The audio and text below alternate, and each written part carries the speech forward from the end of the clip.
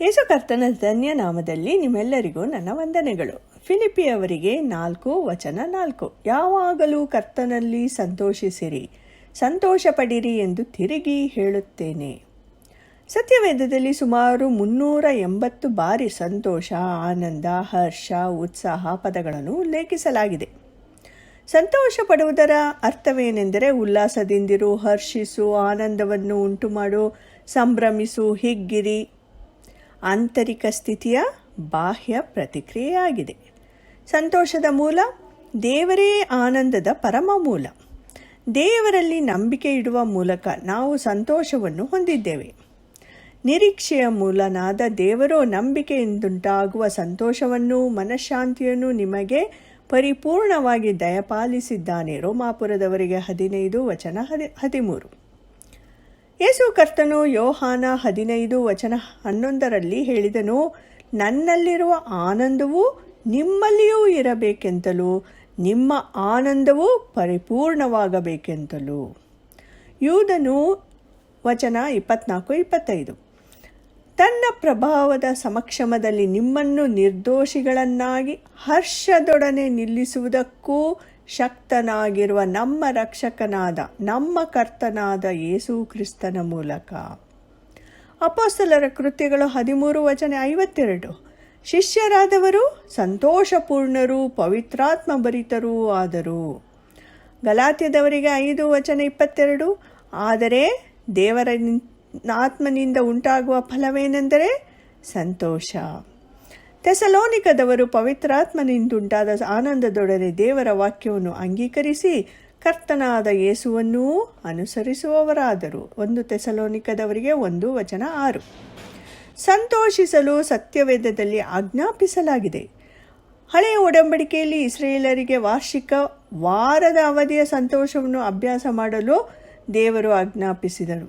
ಯಾಜಕಕಾಂಡ 23:40 ಮೊದಲನೇ ದಿನದಲ್ಲಿ ಯೆಹೋವನ ಸನ್ನಿಧಿಯಲ್ಲಿ 7 ದಿನಗಳು ಸಂಭ್ರಮವಾಗಿರಬೇಕು.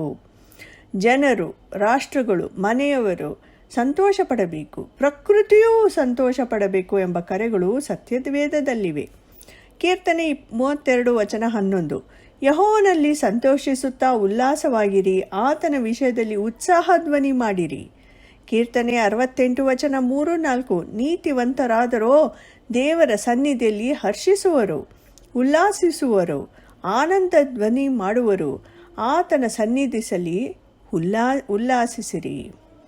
ಕೀರ್ತನೆ 98:4-8 ಸಮಸ್ತ ಭೂ ನಿವಾಸಿಗಳೇ ಯೆಹೋವನಿಗೆ ಜಯಘೋಷ ಮಾಡಿರಿ, ಹರ್ಷಿಸಿರಿ, ಉತ್ಸಾಹ ಧ್ವನಿ ಹಾಡಿರಿ. ನದಿಗಳು ಚಪ್ಪಾಳೆ ಹೊಡೆಯಲಿ, ಪರ್ವತಗಳೆಲ್ಲ ಉತ್ಸಾಹ ಧ್ವನಿ ಮಾಡಲಿ.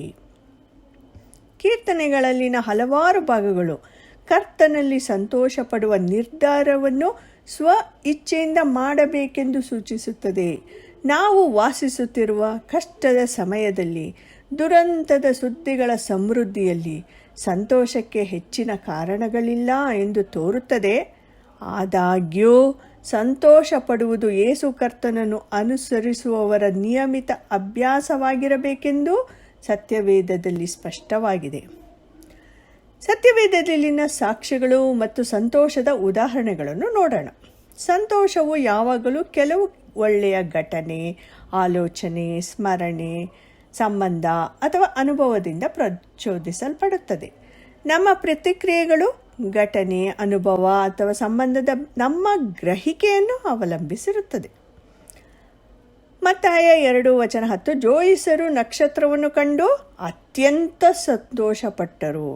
ಬಂಜೆಯಾಗಿದ್ದ ಹನ್ನಳು ದೇವರು ಅವಳ ಪ್ರಾರ್ಥನೆಗೆ ಓಗೊಟ್ಟು ಮಗನನ್ನು ದಯಪಾಲಿಸಿದಾಗ ನನ್ನ ಹೃದಯವು ಯೆಹೋವನಲ್ಲಿ ಉಲ್ಲಾಸಿಸುತ್ತದೆ ಎಂದು ಹೇಳಿದಳು. 1 ಸಮುವೇಲನಿಗೆ 2:1 ನೆಹೆಮೀಯ 8:10 ಯೆಹೋವನ ಆನಂದವೇ ನಿಮ್ಮ ಆಶ್ರಯವಾಗಿದೆ ಎಂದನು. ಕಿರುಕುಳ ಒಳಗಾದವರಿಗೆ ಕರ್ತನು ಸಂತೋಷ ಪಡಿರಿ, ಉಲ್ಲಾಸ ಪಡಿರಿ ಎಂದು ಹೇಳಿದನು. ಮತ್ತಾಯ 5:11-12 ಇಬ್ರಿಯರಿಗೆ 12:2 ಯೇಸು ಕರ್ತನು ತನ್ನ ಮುಂದೆ ಇಟ್ಟಿದ್ದ ಸಂತೋಷಕ್ಕೋಸ್ಕರ ಅವಮಾನವನ್ನು ಅಲಕ್ಷ್ಯ ಮಾಡಿ ಶಿಲುಬೆಯ ಮರಣವನ್ನು ಸಹಿಸಿಕೊಂಡನು. ಕಿರುಕುಳಕ್ಕೊಳಗಾದ ಅಪೊಸ್ತಲರು ತಾವು ಆತನ ಹೆಸರಿನ ನಿಮಿತ್ತವಾಗಿ ಅವಮಾನ ಪಡುವುದಕ್ಕೆ ಯೋಗ್ಯರೆನಿಸಿಕೊಂಡೆವೆಂದು ಸಂತೋಷಿಸಿದರು. ಅಪೊಸ್ತಲರ ಕೃತ್ಯಗಳು 5:41. ರೋಮಾಪುರದವರಿಗೆ 12:15. ಸಂತೋಷ ಪಡುವವರ ಸಂಗಡ ಸಂತೋಷ ಪಡಿರಿ. ಪೌಲನು ಫಿಲಿಪಿಯವರಿಗೆ ಕರ್ತನಲ್ಲಿ ಸಂತೋಷ ಪಡುವಂತೆ ತಿಳಿಸಿದನು. ಫಿಲಿಪಿಯವರಿಗೆ 1:4. ಎಲ್ಲ ಸಮಯಗಳಲ್ಲಿಯೂ ಸಂತೋಷದಿಂದಲೇ ಬೇಡುವವನಾಗಿದ್ದೇನೆ. ಕಷ್ಟದ ಸಂದರ್ಭಗಳಲ್ಲಿಯೂ ಸಹ ಪೌಲನು ಸಂತೋಷಿಸಲು ನಿರ್ಧರಿಸಿದನು. ಫಿಲಿಪಿಯವರಿಗೆ 1:18. ಕ್ರಿಸ್ತನನ್ನು ಪ್ರಸಿದ್ಧಿಪಡಿಸುವುದುಂಟು, ಇದಕ್ಕೆ ಸಂತೋಷಿಸುತ್ತೇನೆ, ಮುಂದೆಯೂ ಸಂತೋಷಿಸುವೆನು. ಸಂಭವನೀಯ ಸಾವನ್ನು ಎದುರಿಸುವಾಗ. ಫಿಲಿಪಿಯವರಿಗೆ 2:17-18. ನಿಮ್ಮ ನಂಬಿಕೆ ಎಂಬ ಯಜ್ಞವನ್ನು ದೇವರಿಗೆ ಅರ್ಪಿಸುವ ಸೇವೆಯಲ್ಲಿ ನಾನೇ ಪಾನದ್ರವ್ಯವಾಗಿ ಅರ್ಪಿತವಾಗಬೇಕಾದರೂ ನನಗೆ ಸಂತೋಷ, ನಿಮ್ಮೆಲ್ಲರ ಕೂಡ ಸಂತೋಷ. ಹಾಗೆಯೇ ನೀವೂ ಸಂತೋಷಿಸಿರಿ, ನನ್ನೊಂದಿಗೆ ಸಂತೋಷಿಸಿರಿ. 1 ಥೆಸಲೋನಿಕದವರಿಗೆ 5:16. ಯಾವಾಗಲೂ ಸಂತೋಷಿಸಿರಿ. ಪೌಲನು ಕರ್ತನಲ್ಲಿ ಯಾವಾಗಲೂ ಸಂತೋಷ ಪಡುವಂತೆ ಪ್ರೇರೇಪಿಸಿದನು. ಎಲ್ಲ ಸಂತೋಷದ ಮೂಲನಾದ ದೇವರೊಂದಿಗಿನ ನಮ್ಮ ಸಂಬಂಧದ ಕಾರಣ ಎಲ್ಲ ಸಂದರ್ಭಗಳಲ್ಲಿಯೂ ಸಂತೋಷ ಪಡಬೇಕು.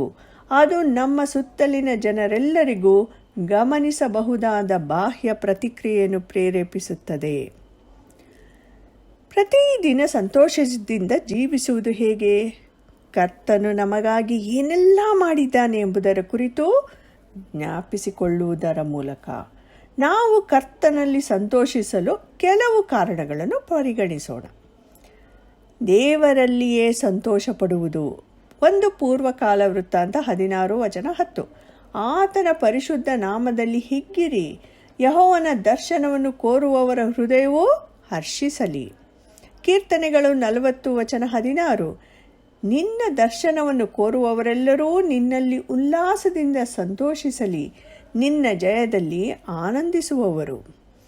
ನಾವು ಪ್ರಾರ್ಥಿಸುವಾಗ ಮತ್ತು ಆರಾಧಿಸುವಾಗ ದೇವರ ಸನ್ನಿಧಿಯಲ್ಲಿ ನಾವು ಸಂತೋಷ ಪಡಬೇಕು. ಕೀರ್ತನೆಗಳು, ಹಳೆಯ ಮತ್ತು ಹೊಸ ಒಡಂಬಡಿಕೆಗಳಲ್ಲಿ ನಾವು ಅನೇಕ ಉಲ್ಲೇಖಗಳನ್ನು ನೋಡುತ್ತೇವೆ. ಒಂದು ಯೆಹೋವನ ಮಂದಿರಕ್ಕೆ ಹೋಗೋಣ ಬಾ ಎಂದು ಜನರು ನನ್ನನ್ನು ಕರೆದಾಗ ನನಗೆ ಸಂತೋಷವಾಯಿತು. ಕೀರ್ತನೆ 122:1. ಅವರೆಲ್ಲರನ್ನೂ ನಾನು ನನ್ನ ಪವಿತ್ರ ಪರ್ವತಕ್ಕೆ ಬರಮಾಡಿ ನನ್ನ ಪ್ರಾರ್ಥನಾಲಯದಲ್ಲಿ ಉಲ್ಲಾಸಗೊಳಿಸುವೆನು. ಯೆಶಾಯ 56:7. ಯೆಶಾಯ 9:3. ನೀನು ಪ್ರಜೆಗಳನ್ನು ವೃದ್ಧಿಗೊಳಿಸಿದ್ದಿ, ಅವರಿಗೆ ಸಂತೋಷವನ್ನು ಹೆಚ್ಚಿಸಿದ್ದಿ. ಸುಗ್ಗಿ ಕಾಲದಲ್ಲಿ ಜನರು ಹರ್ಷಿಸುವ ಹಾಗೂ ನಿನ್ನ ಮುಂದೆ ಆನಂದಿಸುತ್ತಾರೆ. ಕೀರ್ತನೆ 16:11. ನಿನ್ನ ಸಮ್ಮುಖದಲ್ಲಿ ಪರಿಪೂರ್ಣ ಸಂತೋಷವಿದೆ. ಯೋಹಾನ 20:20. ಶಿಷ್ಯರು ಸ್ವಾಮಿಯನ್ನು ನೋಡಿದ್ದರಿಂದ ಸಂತೋಷಪಟ್ಟರು. ಲೂಕ 24:52. ಕರ್ತನನ್ನು ಆರಾಧಿಸಿದ ನಂತರ ಶಿಷ್ಯರು ಬಹಳ ಸಂತೋಷದಿಂದ ಯೆರೂಸಲೇಮಿಗೆ ಹಿಂದಿರುಗಿದರು. ದೇವರ ರಕ್ಷಣೆಯಲ್ಲಿ ಸಂತೋಷ ಪಡವು. ಕೀರ್ತನೆಗಳು 35:9. ನನ್ನ ಮನಸ್ಸಿಗೆ ಯೆಹೋವನ ದೆಸೆಯಿಂದ ಹರ್ಷ ಉಂಟಾಗುವುದು, ಆತನಿಂದಾದ ರಕ್ಷಣೆಯ ನಿಮಿತ್ತ ಆನಂದ ಪಡುವೆನು. ನಮ್ಮ ರಕ್ಷಣೆಯನ್ನು ಒದಗಿಸುವಲ್ಲಿ ದೇವರು ಮಾಡಿರುವ ಎಲ್ಲದರ ಬಗ್ಗೆ ನಾವು ಯೋಚಿಸಿದಾಗ ಅದು ನಮಗೆ ಸಂತೋಷವನ್ನು ಉಂಟುಮಾಡುತ್ತದೆ. ಯೆಶಾಯ 61:10 ಹೇಳುತ್ತದೆ, ನಾನು ಯೆಹೋವನಲ್ಲಿ ಪರಮಾನಂದ ಪಡುವೆನು, ನನ್ನ ಆತ್ಮವು ನನ್ನ ದೇವರಲ್ಲಿ ಹಿಗ್ಗುವುದು, ಆತನು ನನಗೆ ರಕ್ಷಣೆ ಎಂಬ ವಸ್ತ್ರವನ್ನು ಹೊದಿಸಿದ್ದಾನಲ್ಲ. ಲೂಕ 10:20. ನಿಮ್ಮ ಹೆಸರುಗಳು ಪರಲೋಕದಲ್ಲಿ ಬರೆದಿರುತ್ತವೆ ಎಂದು ಸಂತೋಷಪಡಿರಿ. ಪಾಪದಿಂದ ಬಿಡುಗಡೆ ಹೊಂದಿದ ನಾವು ಸಂತೋಷ ಪಡಬೇಕು. ಕರ್ತನಾದ ಯೇಸುವಿನ ಅಮೂಲ್ಯ ರಕ್ತದಿಂದ ಶುದ್ಧೀಕರಿಸಲ್ಪಟ್ಟಿದ್ದೇವೆ. ನಮ್ಮ ಪಾಪಗಳನ್ನು ಕ್ಷಮಿಸಲಾಗಿದೆ. ನಾವು ಯೇಸುವಿನಲ್ಲಿ ಸುರಕ್ಷಿತರಾಗಿರುತ್ತೇವೆ. ಪವಿತ್ರಾತ್ಮನೆಂಬ ಮುದ್ರೆಯನ್ನು ಹೊಂದಿದ್ದೇವೆ. ನಿತ್ಯ ಜೀವನ, ಪರಲೋಕವು ನಮ್ಮ ನಿತ್ಯತ್ವದ ವಾಸಸ್ಥಾನವಾಗಿದೆ. ಕರ್ತನು ನಮಗೆ ಸ್ಥಳವನ್ನು ಸಿದ್ಧಪಡಿಸುತ್ತಿದ್ದಾನೆ. ಪೌಲನು ಕೊಲೊಸೆಯವರಿಗೆ 1:12 ಹೀಗೆ ಬರೆದನು, ಆನಂದಪೂರ್ವಕವಾದ ಬೆಳಕಿನ ರಾಜ್ಯದೊಳಗೆ ದೇವ ಜನರ ಬಾಧ್ಯತೆಯಲ್ಲಿ ಪಾಲುಗಾರರಾಗುವುದಕ್ಕೆ ನಿಮ್ಮನ್ನು ಯೋಗ್ಯರನ್ನಾಗಿ ಮಾಡಿದ ತಂದೆಗೆ ಕೃತಜ್ಞತಾಸ್ತುತಿ ಮಾಡುವವನಾಗಿದ್ದೇನೆ. ಕರ್ತನ ಚಿತ್ತವಾದಲ್ಲಿ ಮುಂದಿನ ಬಾರಿ ನಾವು ಕರ್ತನಲ್ಲಿ ಸಂತೋಷಿಸಲು ಇತರ ಕಾರಣಗಳನ್ನು ಪರಿಗಣಿಸೋಣ.